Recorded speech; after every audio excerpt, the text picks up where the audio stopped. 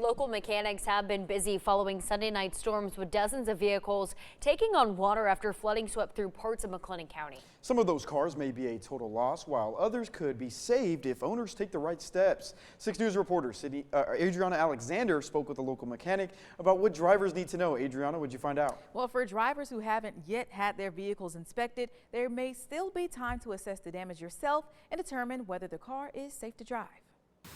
Floodwaters entered homes, damaged businesses, and submerged dozens of vehicles across the Waco area Sunday. I actually have a few people come and they asked me if it was drivable. Local mechanic Tony Sanchez, who's gotten an influx of calls since Sunday, says some of those vehicles that were not completely submerged may still be drivable as long as water didn't enter the car's engine.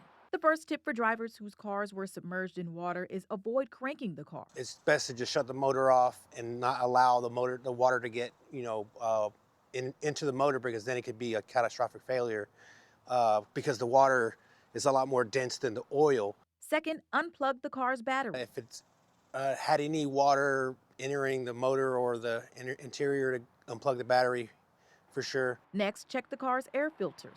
In most cars, that's the entry point to the engine. I mean, most of the systems are pretty sealed. Electrical issues probably wouldn't happen because most of the connectors are pretty weather resistant, but at the same time, I mean, you never know. But if your car was fully submerged in water, the likelihood of it still being drivable is slim.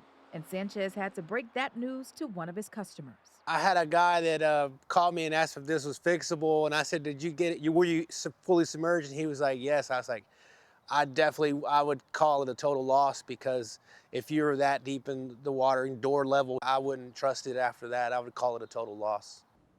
Now, having flood-damaged vehicles inspected by a professional before attempting to drive them is always recommended, especially if water reached the engine compartment or entered the vehicle's interior.